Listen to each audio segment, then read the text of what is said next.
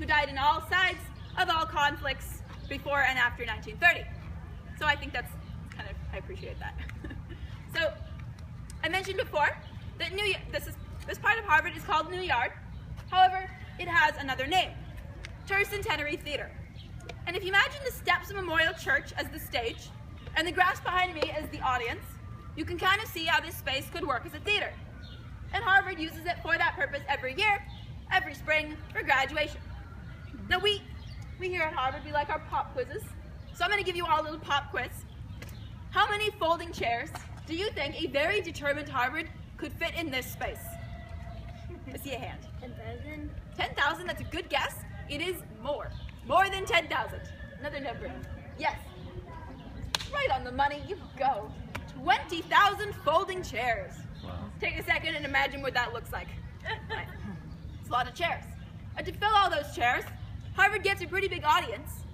And to entertain that audience, Harvard gets some pretty big speakers. We had Mother Teresa speak on this stage. We had J.K. Rowling speak on this stage. I've heard she gave a magical speech. And a few years ago, we even had Oprah speak on this stage. And personally, I wish she had gone, and you get a diploma, and you get a diploma, and you get a diploma. Unfortunately, my sources indicate she did not do that, which I think was a missed opportunity.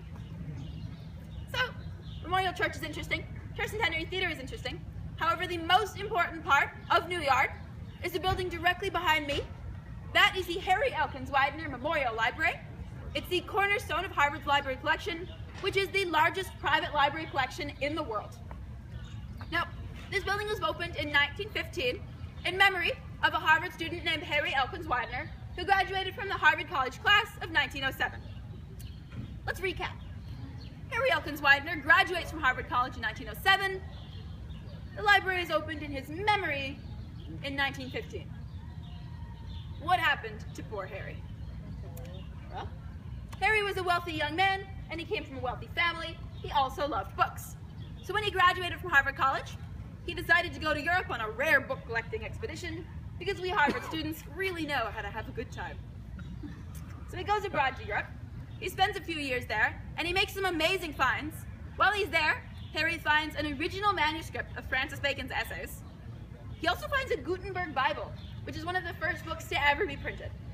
So after a few years, Harry gets, he figures he's so excited about all of his finds that he can't wait any longer to rush home to America and show all of his friends. So he decides to head home. Here's another little pop quiz. What would have been the fastest way to travel from Europe to America around the year, I don't know, 1912? See a hand. You're so good. Perfect. The Titanic. Harry Elkins Widener books himself and his entire family tickets aboard the Titanic. It's not quite as bad as it sounds. Remember, the Wideners were a wealthy family, and they had purchased first-class tickets, which meant that they had immediate lifeboat access and guaranteed seats. So Mrs. Widener got aboard a lifeboat just fine. However, Harry and his father, at the last minute, decided to give up their seats for the women and children and went down with the ship. So when Harry's mother, Mrs. Widener, got back to America, she was understandably upset. And she did what any rich, grieving mother would have done. She went to Harvard and she said, Harvard, I will give you $3.5 million if you will build a library in my son's name. So Harvard thought really long and hard about this offer. $3.5 million in that day's money was about $100 million in today's money. And then Harvard said, okay, Mrs. Widener, we'll take your money and we'll do you one better. We'll even tear down the existing Memorial Library. So Mrs. Widener was excited. I hear music. Mrs. Widener was excited that Harvard was willing to take her money. She was also a little skeptical. What was stopping some fancier philanthropist from coming along in 100 years and tearing down her son's library? So, she attached 3 conditions to her donation, and those conditions make up Harvard's most famous legend.